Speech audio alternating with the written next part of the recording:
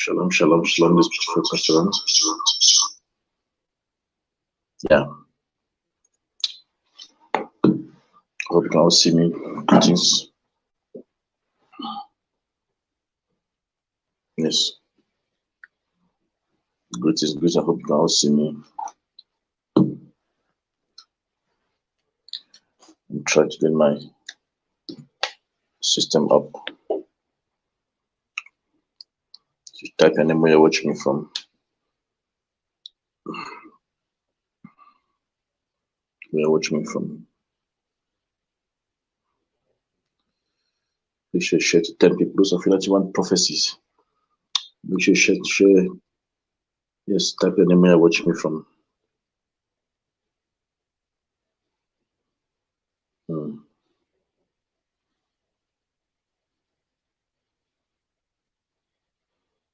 Yes, I see you. Gerard, how are you doing? I see you, my son Gerard. How are you? Yes. Today we'll be learning deep mysteries. Yes, my son Gerard says hallelujah. Yes. Hallelujah. Yes, hallelujah. I see we had a powerful conference. Powerful conference.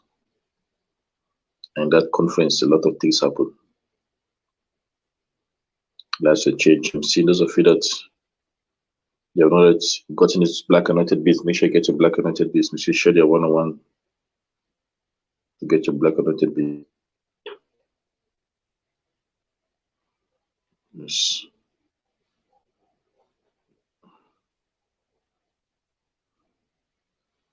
Make sure you share the one-on-one.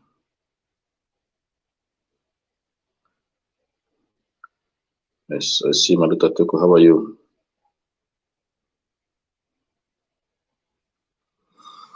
Make sure you share to 10 people.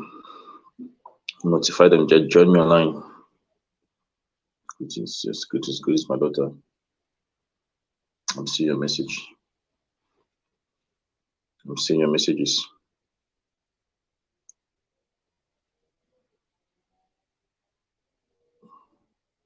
Yes. God is moving. God is moving. God is moving. Yes, greetings, highs. Yes. You shall triumph this year. You shall triumph. You will be talking about some deep mysteries.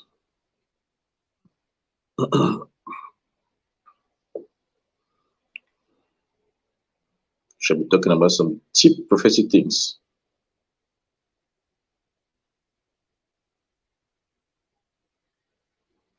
I'm live and directed.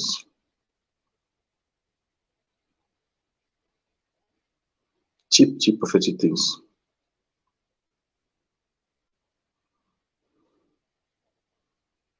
Because this thing that I see, this thing I see is about to happen. Some things that I prophesied way back about I spoke about a global economic crash. It's in my book. I prophesied this book, Prophecy, Dreams, and Vision. I spoke about that global economic crash that I see. I even did a lot of videos. It's soon about to happen. That's why the Lord says, begin to prepare our sons and daughters. In many countries, the G20 finance ministers, they met and they are now saying the same thing I'm saying.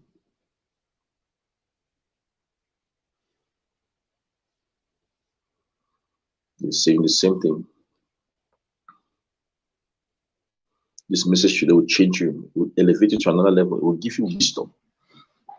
The thing in your life that it will elevate you and will give you wisdom like never before. It will give you divine wisdom. Divine wisdom.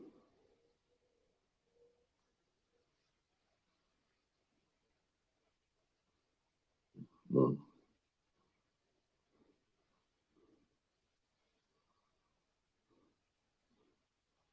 It will take you to another level. It will give you a higher level of wisdom. The wisdom that surpasses the wisdom of men. Mm. And I'll be answering some questions, life and direct. Those of you that have got questions. Question on how do you manage your life? How do you manage this? Tell you what's going on. Why is it that some people they seem to be struggling?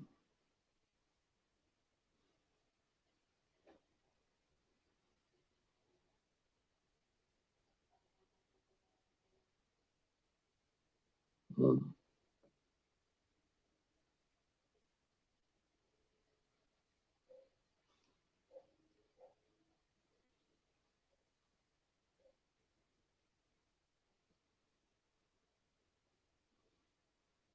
Greetings, yes.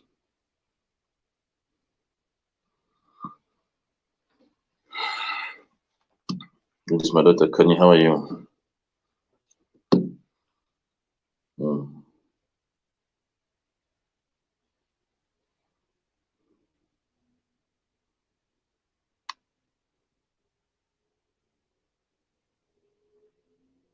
Greetings, my daughter Rita. Yes. How are you doing? Yes.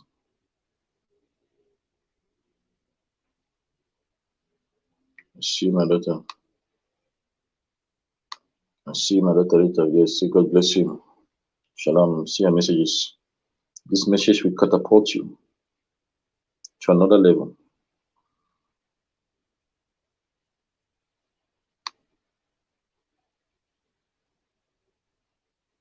Yes, Chris is my son. Sepo, how are you?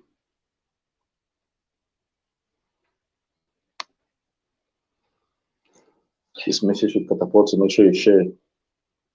Share to 10 people. Those of you that send me the screenshot that I'll share to 10 people.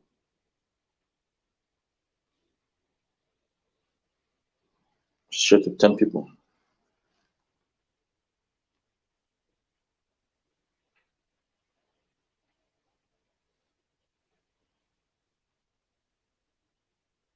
Mm. Share. There's a mystery. It's called the EFT. Somebody type EFT. EFT.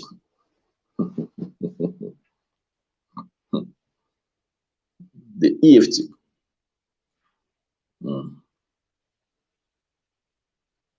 The EFT of money. I will show you. I'll show you.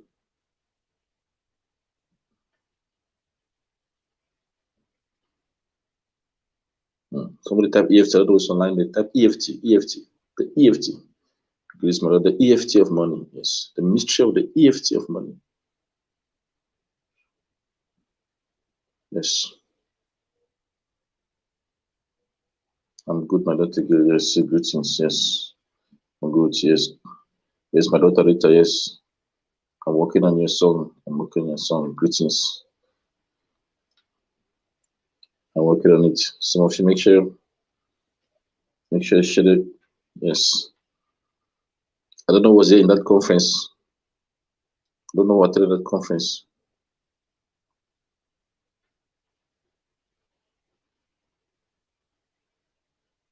Hmm. Don't know what attended that conference. How was the conference? Shalom, my daughter. Yes. I see you. Yes. Hi, my daughter Benita. Yes, I see you. Somebody type EFT. The EFT, the mystery. That word EFT that you see, I'll tell you what it really means. The EFT, the mystery behind the EFT of money. So spiritual, those letters are spiritual letters. They're spiritual letters.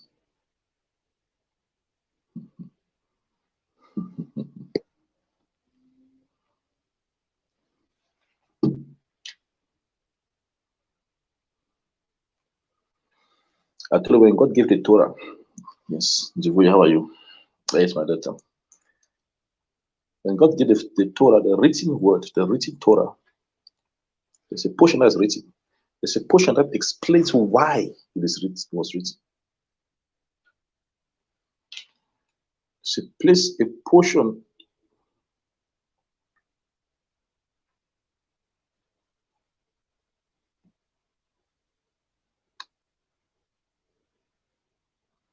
Yes.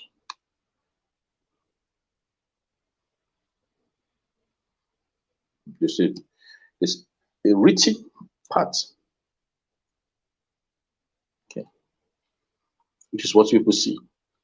When it came to how to manage, the what money is all about, it's a spirit. Money is a spirit. I said there's a financial crisis that is coming. I prophesied, I don't know, some of my prophets, I prophesied many, many months ago that even last year I was talking about that there's a pandemic. The next pandemic is called a financial pandemic. And this pandemic, there's no mask that anybody can wear. And every professor said all the countries will be struggling, they're having the same problems. And I said, when Africa wants to look for and borrow money, Africa will not get the money. Because the countries that are borrowing the money from those countries will also say, we don't have money. And I mean, Professor, I said this global economic crash is approaching. I saw it already in the prophetic. It's coming fast. It's coming very fast. In the UK, food prices, clothes prices, gas prices, but everything has gone up so fast. The people are not going to parliament to complain that there's a problem. In Germany, the same thing. Germany, the president, the prime minister of Germany has already warned them that the crisis is coming. Those of you in the UK, those are my daughters. Yes, it's confirmed in the UK. The UK, there's panic. The economy is going in another direction. The president of South Africa went to parliament and he said the number one problem they're facing is economic problem. They found out that the military, even to money to buy military weapons to defense, they don't have it. The United States is a national security crisis. The Minister of Transport said there is no money to build roads. Money is finished.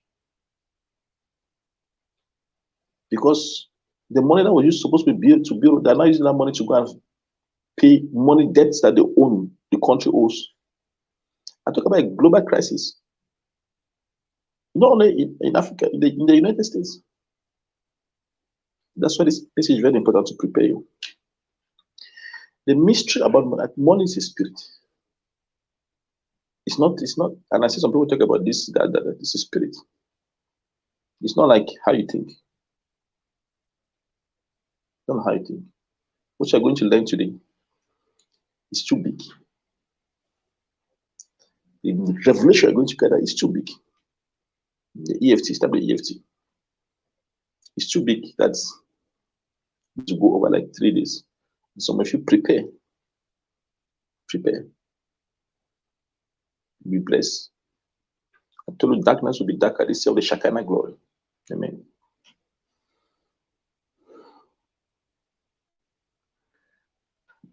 Darkness will become darker. But the lights, those are in the lights. I told you that's how this year is going to be. Those are in the lights will be preserved. Those in the lights will be preserved.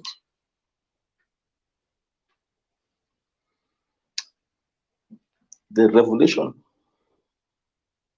about the mystery, about how money works, the spirit called money, how it works. That revelation was given to Moses orally. Was given to Moses orally.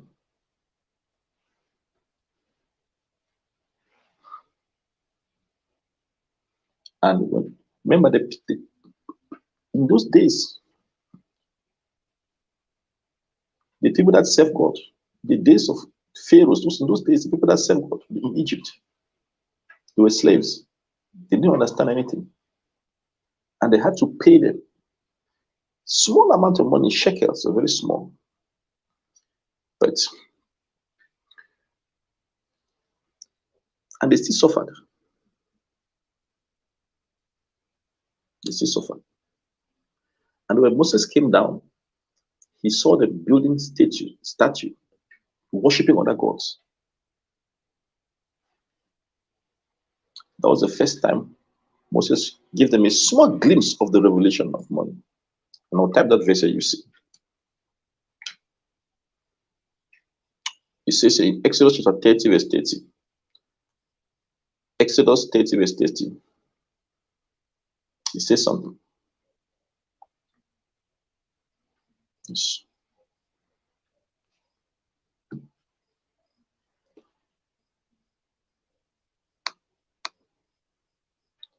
It says,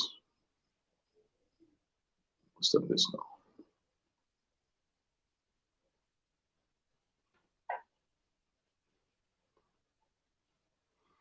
Exodus 30, verse 13. It says, when they came down, when Moses came down from the mountain, he saw the people worshiping idol. And then Moses says, people, you need to do something to please God, because now like this, you've offended God. And the people asked Moses, but what must we do? What must we do? And God asked Moses, what should the people do? God told Moses, this is what you need to tell them to do. He says, they will give half a shekel. Shekel was a currency, was like silver. But he says they'll give half a shekel in holy shekels. So that was saying money is a spirit. God calls the shekel holy. He says they'll give half a shekel in holy shekels, which is 20 gerah to a shekel. And then God says half a shekel. Now what does that mean? It's a deep mystery. What would God say? They'll give half a shekel. And then God says, the three things he says, they'll give half a shekel. He says, in holy shekels. And then it says, which is equal to 20 gerah, the shekel. And then it says, when Moses was living, then God told Moses, half a shekel. It's like somebody says, it's Exodus 30, verse 13, yes. Yes. So it's like somebody said, let me say this in American way. Somebody says they will give half a dollar. God says, let me give an American way. So everybody will come and give half a dollar. And God says, which is like 50 cents. And then God says again, but they should bring half a dollar. How? Why does it say half a dollar? And it says again half a dollar then. And Moses knew what God said. If I had to put it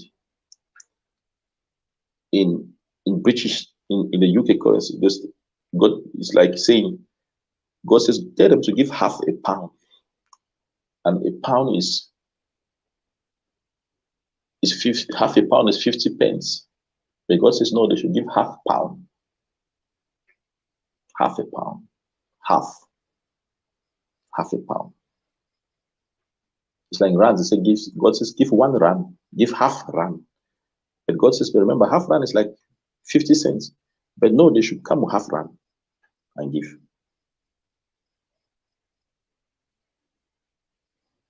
God says, no, although half rand is 50 cents, they should bring half rand. They should cut their 1 rand into half. Bring that half to me. That's what God told them. That everybody must do it. And Moses knew why. Moses knew why. Meaning, and God was saying, holy shekels, meaning the money that you see is holy. When did God say bring half? Imagine say bring half a dollar. Cut your dollar into half, bring it to church. Go and give half a dollar. But you cannot give half a dollar. That's the only problem. Because if you cut your rand into half, you take 1 rand, you cut that rand into half. You take $1, you cut that dollar into half. You can't come and give it to the priest. Nobody can use that dollar that you've got, except you go and find another person with $50 also, the other side of your dollar that you caught. Find another person that has it. The two of you come and bring it. That becomes now $1. Good evening, my daughter, cleaners. Now here's the mystery. God was telling them this.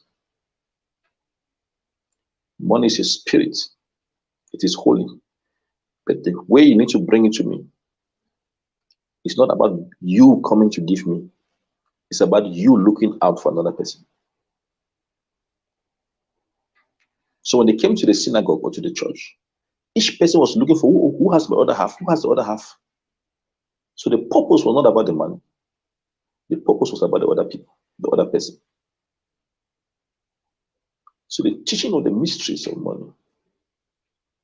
And I'll tell you, yes, that's why it says here, you bring half a shekel, half a dollar.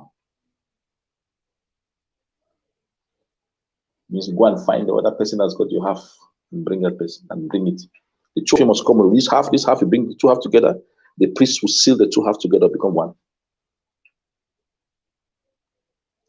So it means to look at one another. Yes. I see a lot of comments, yes. Yes, give me God bless you, yes, no authority, yes. Yes. It's powerful. So make sure you share to 10 people. Yes. And I'll tell you a mystery. It's a great mystery. Yes. I told the EFT. Somebody type EFT. Where's that EFT? The EFT doesn't mean the same thing that you see like EFT. EFT. The EFT of money is a mystery. I'll tell you. And so it's about finding the other person.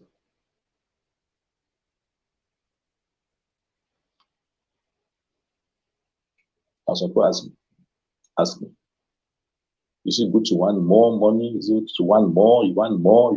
Is it good to want more? The question is, before God gives you more, you need to first understand the mystery behind it. If you understand the mystery behind it, it's difficult for God to give you more. Because, and let me tell you what it is. In life, you've got existence. You've got purpose. I've been preaching this many times. We've heard many messages. Your existence is you occupy space. The fact that you occupy space is your existence. Somebody type existence. So you exist because you occupy space. That's existence. The purpose, your purpose is the purpose for which you exist. The purpose for which you exist. The reason for which you exist. But the purpose that you have in your life is not your purpose. Because, for example, the people that created this pen has a purpose. But the purpose of this pen existed before the pen was created. Somebody type existence, yes, existence. So this pen has got an existence. It exists like this. The purpose of the pen is to write it. But the purpose came before the existence, meaning the people had to have a reason for creating the pen. They will say, okay, there's a reason we want to create a pen. Then they will say, okay, there's a reason we want to write. We want to be able to write. Because in those days, they used feathers to write. The feathers were not working. The ink was everywhere. They said, okay, let's create something that the ink will be inside. The purpose was already there, that we can hold it and write nicely.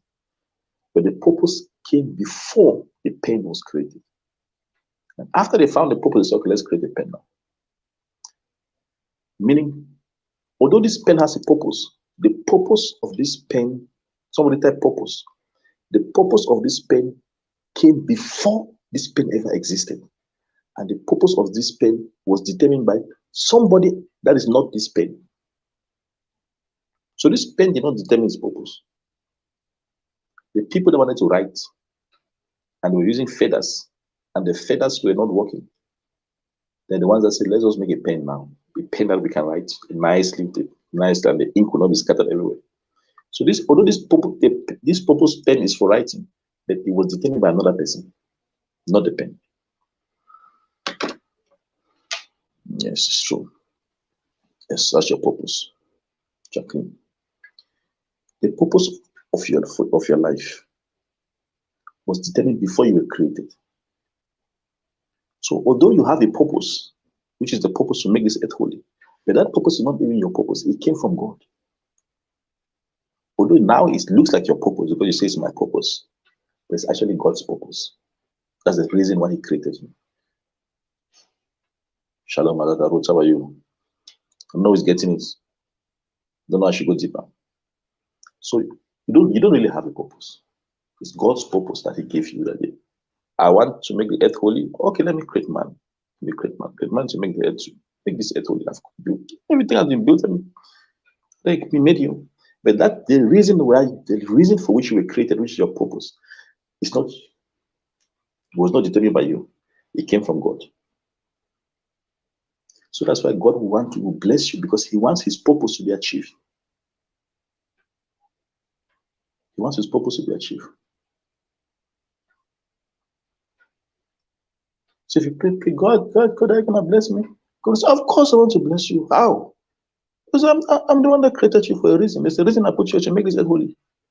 Why will I not bless you? Otherwise, if I don't bless you, I will not achieve my purpose. You see that? Because most believers don't have the correct mindset. They think, oh, maybe God, where are you? God, you're wicked. God, I don't know why this God is. No. The purpose for which you were created was determined by God. Now, here's where it gets. Now, everything got changed. When man was created, man only sees the existence. That's why most people say, well, I don't know why most people commit suicide. They say they don't know why they were born. They don't know this. They don't know why. But let me tell you, most people don't see that purpose. And what they do is, you see purpose and existence, they're linked together like this. It's like a balloon. You take a balloon, you try to inflate the balloon. The moment the balloon existence starts to grow, that big existence will start looking for a bigger purpose. So, for example, the purpose is to make the earth holy. Maybe your purpose is to make your community holy. Maybe your purpose is to make your nation holy. Maybe it's to make your school holy. It's to make it godly. But the bigger your existence, the fact that you occupy space, the things you have, the things that you've acquired, the things you can see, maybe your house, you can see this, you can see your clothes, your cars, your shoes, all those things that you have around you is your existence. It's an extension of your existence. The moment that becomes to expand, the existence would demand a bigger purpose. Like you become hungry and thirsty for a bigger purpose.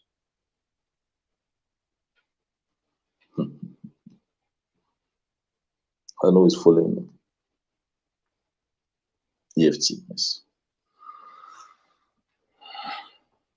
So, for example, if you say, God bless me, I want to get millions, I want to be a millionaire.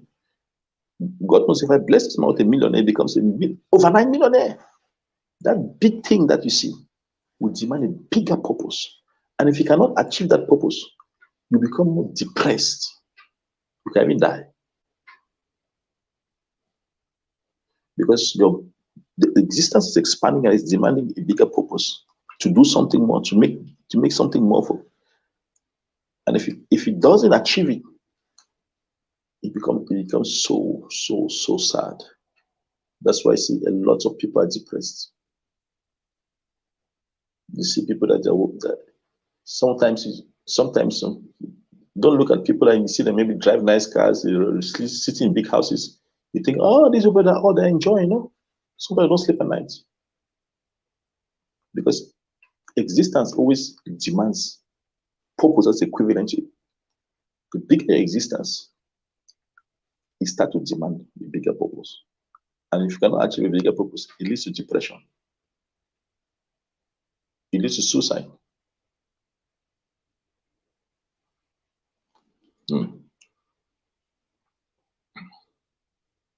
Yes, the question is, if the biggest do you mean having more than your previously had? Yes, you used to have. Yes, that's what I mean. It can mean more than. Now, your purpose. When the moment you are in your purpose, you feed your soul, you feed the godly side of you.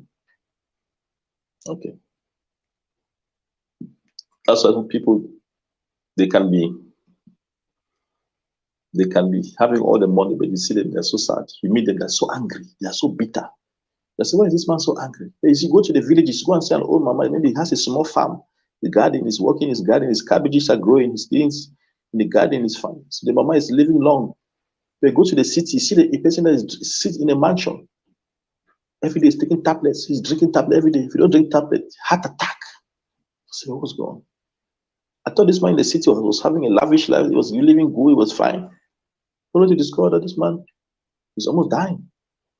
Go to the hospital, the people that are sick of all kinds of heart problems, they are very rich people. Because their purpose, they have got an existence that is demanding a lot in terms of purpose. And it's not getting it. So that's true. Yes. Yes. Make sure what's happening for prayer 101. Pastor me says, I want to private 101 with you. I told this message. So after this message, some of you will be blessed financially because you will know why.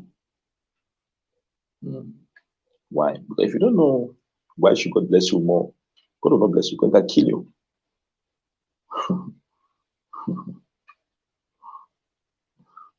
Can kill you.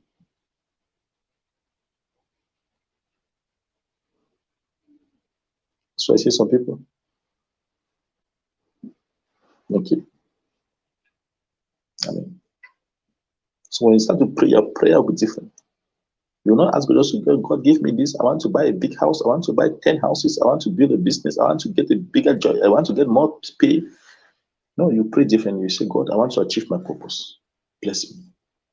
Let me achieve the purpose that you put me into. Bless me financially. God will not, he knows. God will say, he knows. God will be happy. You just say, bless me. There are people that they went to the bank, they said, I want a loan, I want to buy a Mercedes, I want to buy a BMW. The bank said, okay, here's the money, yes, BMW. The next day they had an accident, they died. They were driving crazy, drunk. The car was beyond repair. The family died, everybody died.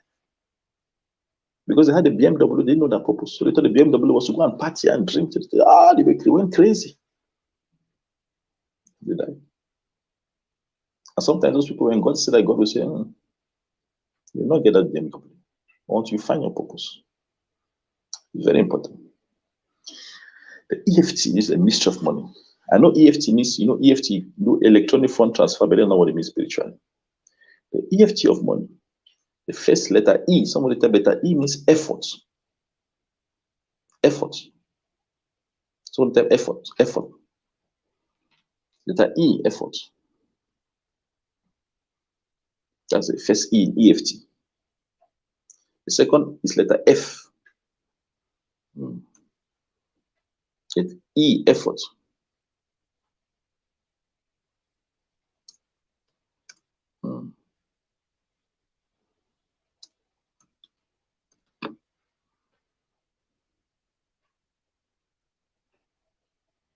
Effort. EFT. Letter E, effort. Yes. Yes, I see a question. E, effort. Yes, I see a question, Jacqueline. I got to share the 10 people. F is faith. Faith.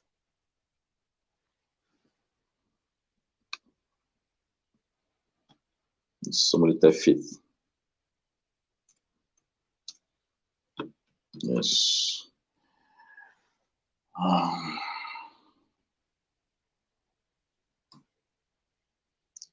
F is faith. And then T. Somebody type faith. Faith, yes. I see faith. EFT. The letter T. Faith, type faith, yes. T is trust.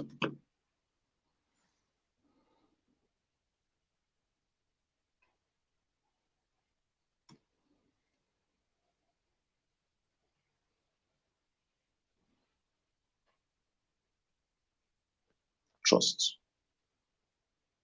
That's the EFT. EFT, mystery.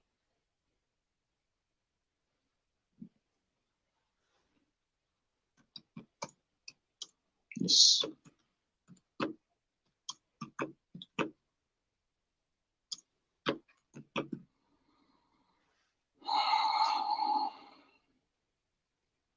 Yes, that's good, Jacqueline. Effort, faith, trust, the EFT, the mystery. This is what effort means. Effort means you have to do something to achieve your purpose. You have to do, you need to put an effort. What's the effort? The effort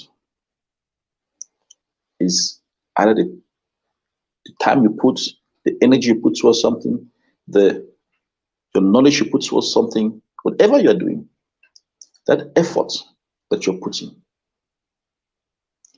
you need to be able to put an effort that you see how that ties back to your purpose. Not just doing something, but you need to have a strong understanding how it ties back to your purpose. For example, let's say you're a nurse. You need to put an effort to become a good nurse, or an excellent nurse. But the nursing shouldn't be about the nursing. To be a nurse, the nursing should be that you want to help people to find God. You want to help your patients know God. So the effort that you put must be tied towards your purpose. It should be ingrained inside of how you put your effort. Let's say you're a banker. You work in a bank. You work in a financial institution. And you put your effort. You put your effort. You need to have a good understanding of why you're putting your efforts. So why are you in the bank?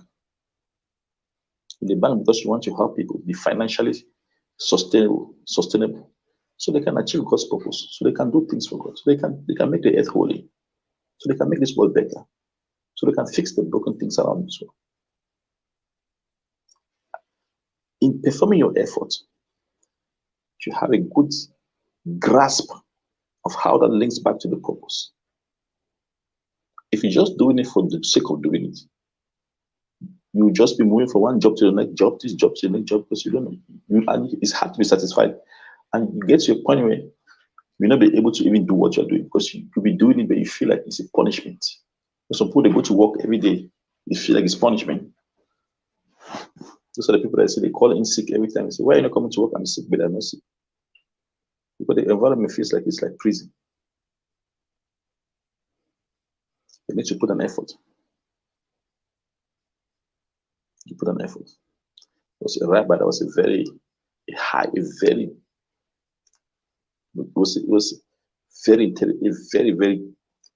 intelligent, wise rabbi. And he'll move from city to city, town to town. When he gets to any town, he'll ask the people, what is it that's broken that I can fix? What is it in this city, in this town that has a problem that I can fix? People say, no, you're a great rabbi, you're a great teacher, you're a master. How can you come to the city, you ask to fix things? You say, yeah, show me what is it that I can fix. What is it that is broken? What is it in the city that needs fixing that I can help? What is it? Show me. That's effort. That's effort. You go to a company, ask, what is in the company I can fix? What is in this hospital I can fix? What is in this bank that I can fix? What kind of things I can change with? That's effort. Powerful. Shalom, my daughter Jem, how are you? Amen. Yes. EFT. The first thing is effort. Amen. Amen. Amen. Shalom.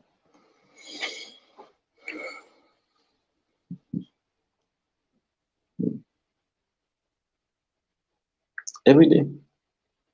You get up, ask. Put your effort towards the purpose. How can I make my family better? How can I make my environment, my community better? Shalom, my daughter. Yes, I see you. Those of you who WhatsApp, if you probably want to make sure WhatsApp. The first is effort. Effort is holy. Effort means you need to put energy. Don't go after those people those preachers that I see. They say, oh, they want miracle money. They want money to fall down from heaven now. They want miracle money to appear under their table. No. No. You put effort. That's the first thing. Effort.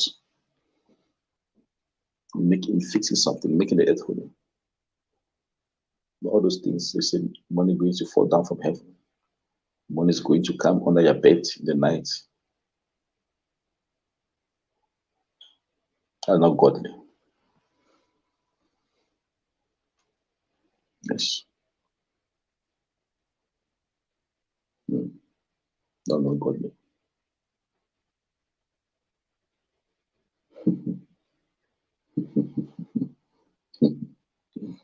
Effort is so the mystery about effort. You need to make sure you put an effort. You must put an effort to do something.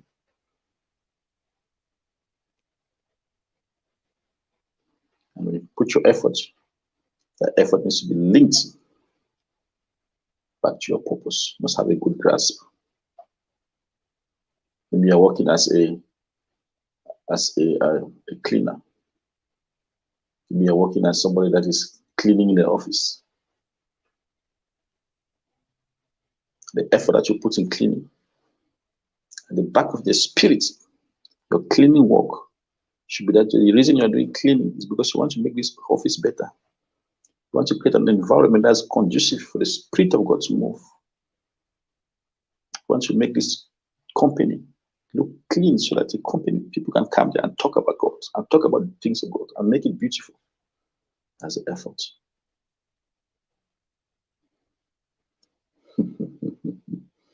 Yes. My daughter asked, yes. That question that you asked, let me see, Jacqueline. She asked the question, what's the secret prayer? What's the secret to prayer for finances? Because one can pray for years, you know. I told you the things about, it wasn't given to the priest. This thing I'm talking about was given to the prophets. It was given to Moses orally. It was explaining the text. It was given to Moses orally. And the reason God even put it there, it came as though it was, God is not evil. So even when God says something in the Bible that looks like it's a curse, it's a blessing. The Bible says, when Adam and Eve they left the garden, God told them that by the sweat of your brow, you shall till the soil for it to produce harvest. That was effort. But it's not, although people look at it as a curse, not a curse, it's actually a blessing. It's a blessing. God did not tell Adam and Eve that you go and you find miracle money everywhere. Miracle money will be falling down. Put your effort. Yes. So the secret prayer is that, the secret prayer is that may God bless you abundantly so that you can fulfill a bigger portion, a bigger purpose. Not just bless you for the sake of just say, now you want to be promoted, you want to be now having more. Bless you because of your purpose. To reach out to many people, to do more for him, to make it.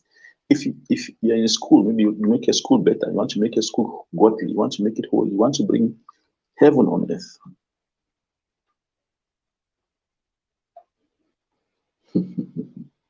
Yes, so that's, thank you. Yes, I'll be on tomorrow. We're talking about the second one, faith. So the first one is effort, the second one is faith. Join me again tomorrow on Want to Belong. Don't miss this. Don't miss this. This one will change your life. The one of faith tomorrow will change your life. So there's effort. Whenever you do it for God. Do it with joy. Do it with passion. Whatever you're doing, whether you are a cleaner, whether you're a driver, whether you are, do it for the purpose of God. You want to make this place holy. You want to touch people. You want to reach out to people.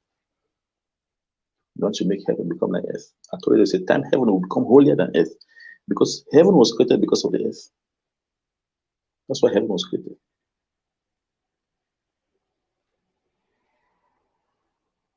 So you put effort, you put it with joy. When you come to work, smile. Even those that are looking for jobs. When you start to talk about what you want to do, tell them, the interview, why do you want this job? Tell them, I'm here because I want this business to grow. I want to help the owners of this business, of this company, to grow so that they can reach out to many people. They can touch many lives. Don't go and say you're looking for a job because you don't have money. No. There are thousands of people looking for jobs because they don't have money. They want money. There are very few people that are looking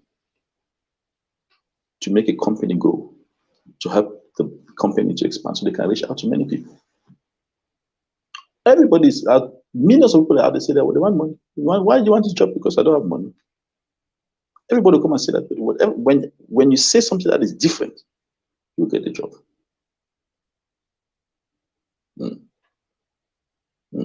Yes. Keep a question on it exactly. No answer to my words of probably with that effort. Put on effort. Effort is important. God bless you. Pray for you in the name of Jesus.